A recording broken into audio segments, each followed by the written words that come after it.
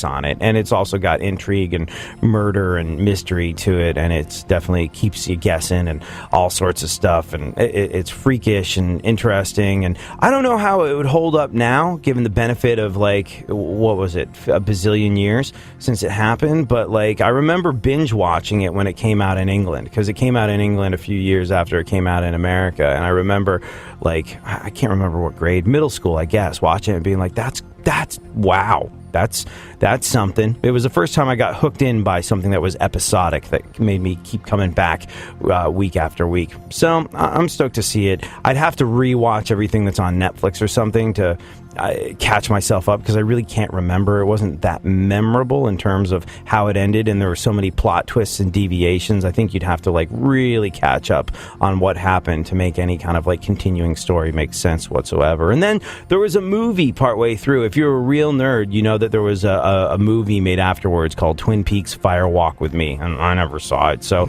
I would imagine you'd have to go back and watch the entire television show, then watch the movie, and then get into the Showtime retelling of it. And I don't even have Showtime, so there you go. What else? Lindsay Lohan has reportedly been skipping rehearsals for her London play.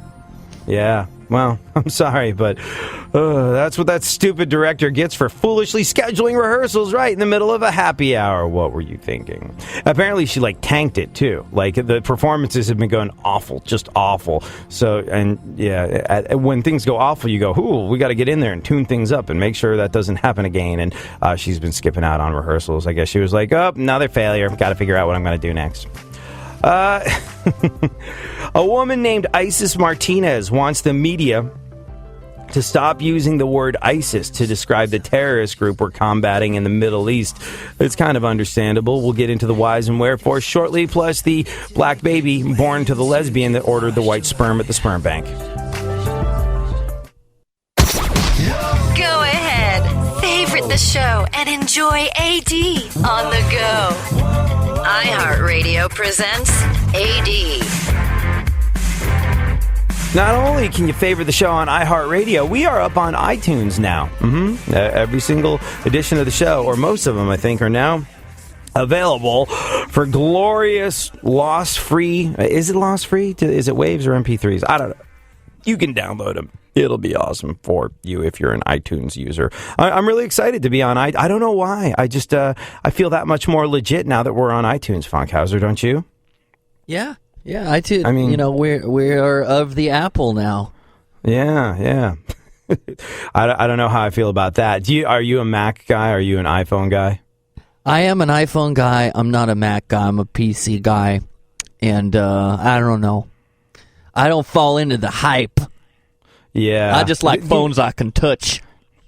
You know, I was like this Mac purist for a really long time, because if you get into doing like music or audio or anything like that, Mac was kind of first to the party with all that sort of stuff. Like if you wanted to make music or any kind of film or art or anything like that on a computer, well, Mac was ahead of the curve with all that. Now every computer does exactly the same thing. But, you know, you get into one operating system, you get used to how it works, you get used to just one mouse button instead of two, and, you know, that's just the way you like to operate. But it was only after my Mac was in storage and I needed to get some radio stuff done, and I got sort of some program that cost me nothing, and I ran it on my 4-year-old laptop, and all of a sudden I was like, hey, this doesn't crash the way my Mac does all the time.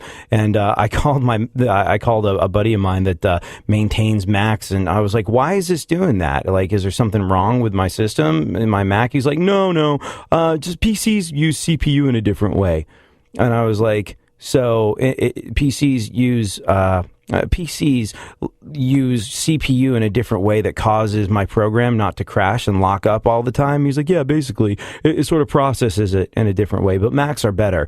I was like, why? He's like, well, they just are. They're better. I was like, but it crashes all the time, and you're telling me that's how it's supposed to be? He's like, well, yeah, you can just, but you can use auxiliary functions. I was like, ooh, what if I don't want to? What if I just want it to work the way I want it to work? He's like, well, then you're probably better off with your PC. I was like, interesting. The other thing I don't love about Macs, besides the smug sense of self-satisfaction that people get when they use them for no justifiable reason whatsoever, is that they're so proprietary. Like, if you want to, I don't know, I think if you want to put music from your iPod onto a computer, another person's computer, say you need something to do. Like, you can't unless you wipe their iTunes completely the hell out. And it's this whole thing, which is very difficult to navigate. It's hard to use the stuff it's like, I own it. I should be able to do what I want with it when I want to.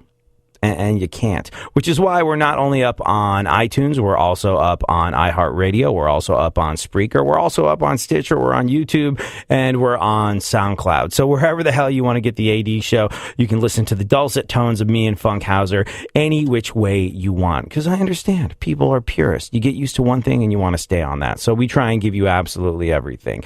Speaking of absolutely everything, let's finish off the news. What else is going on in the world, Funkhouser?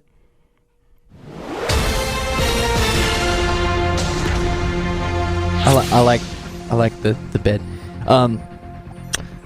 A woman in England with 2 wombs gave birth to triplets. Oh, they were womb mates. Homer, come back. Do you want to hear something gross? You know about that placenta thing that happens when you give birth, and how some people eat it like liver and onions. Yeah. Are you for or against that whole logic? Some people might find it useful. Some people might find it, a part of the circle of life and what have you. And I don't know. I would have to read up on it, and I would have to have a kid before I decided about the pros and or cons. But it's just good for the mom, right? It's like the mom that's supposed to eat the afterbirth, not the dad. So it's not really something. It's not a choice I'll ever have to make. I guess not. Unless I have a baby mama at one point where I'm like, eat it. Eat it. Put it in your mouth and chew. Are you a good mother, or do you want to commit infanticide in the first 6 months? That'll be the kind and generous emotional process for the whole thing. Is like, hey, I know your hormones are crazy. You just gave birth to my child, but eat this, whether you want to or not. So I don't know. I think that that's a decision I'll absolve myself from the responsibility of it if and when it happens. What do you think of that? Ponderous, man. Ponderous. I don't know. Hey, Funkhouser, cover the show for 3 seconds while I get Homer. He ran off into the corner, and I think he might be about to do something out of spite. Oh, no, that happens a lot. You see, what happens is you wake him up early in the morning, take him to work, and then he's like, what am I going to do for my day? My day's all messed up. I had to take off my headphones. What were we talking about? I'm just going to tinkle over here in the corner a little bit for you. No, I think he spotted my lunch bag, and he was like, this office is now mine. Oh, what else is going on? Oh, wait. Hold on. Wait a second. So, wait a second. How do you feel about the whole eating of placenta eating? I don't know. I think that, nowadays you have, futuristic medicines you can do, so you don't really have to eat it. I think that back in, prehistoric times, before medicine and the internet, you would eat that and it would make you healthy and not kick the bucket through the pregnancy, I guess. You'd have to. But nowadays, I don't think so. I don't know. It's kind of weird eating a piece of you. Well, this woman, a woman in I guess you bite your nails. How different is that? Yeah. Anyways, this woman in England, 2 wombs, gave birth to triplets. Which is good, because it means that finally I've got someone to send that congratulations on triplets from separate wombs card I've been sitting on for the last 5 years. What else? Old card. Yeah, very. Scientists at MIT built a robotic cheetah that can run 60 miles per hour. Yeah, and now they've accomplished that task. The scientists hope to complete an even more impossible feat, talking to an actual girl. Unfortunately for the scientists... Can make one! Yeah, I would hazard a guess that would garner quicker results. I watched a video about these guys. I was just like, ooh, virgins. Really, really smart virgins. Yeah, scientists built this robotic cheetah, can run at 60 miles an hour. Unfortunately, still not fast enough to flee the looming specter of a lifetime of virginity. What else? A Japanese zoo spent 1 year trying to get 2 male hyenas to have sex. They tried to force male hyenas to go gay. Reportedly, I would imagine, by showing them the entire first season of Glee on a constant loop. And you know what? It still didn't work. Want to know why? Because for males, male hyenas and male humans, not a choice. I'll tell you how I know. I don't ever remember deciding that I liked boobs. Always just sort of appealed to me. And by sort of appealed to me, I mean were the motivation for everything I've ever done in life.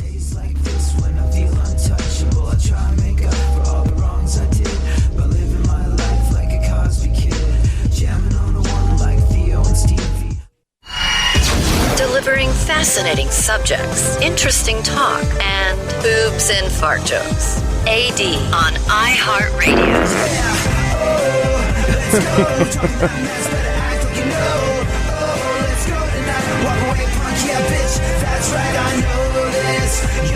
All right, Funkhouser. Let's finish up the news and get into the part of the show where we actually try and do a show. Okay. Okay. Let's see. A Florida man broke into a home and only stole curtains. The entire day. It's all downhill from here, but I heard about this story, and the entire day has basically been leading up to this punchline. Sounds like a shady character.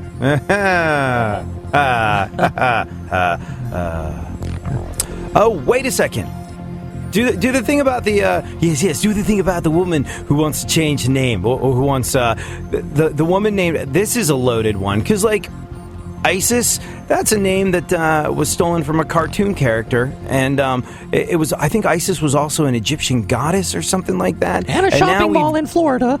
Yeah, and now this and a shopping mall in Florida, and now it's this dreadful terrorist organization, and there's people wandering around with the name ISIS at the moment that are affected by this. Did you see this? Did you got that news story, Funkhouser?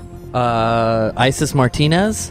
Yeah, she wants the media to stop using ISIS to describe the terrorist group we're combating in the Middle East because her name's ISIS. Yeah, it's a horrendously unfortunate oversight that her parents probably had no way of seeing coming, seeing as ISIS is like this brand new terrorist organization. ISIS Martinez wants the media to stop using the word ISIS. Well, too bad, lady. You don't hear Freddie Bola complaining, now do you? What else do we got? He's eerily quiet. Yeah. Let's see. Mitt Romney may still run for president in 2016. Romney versus Hilary in 2016. Or as the hairspray industry puts it, cha-ching! Did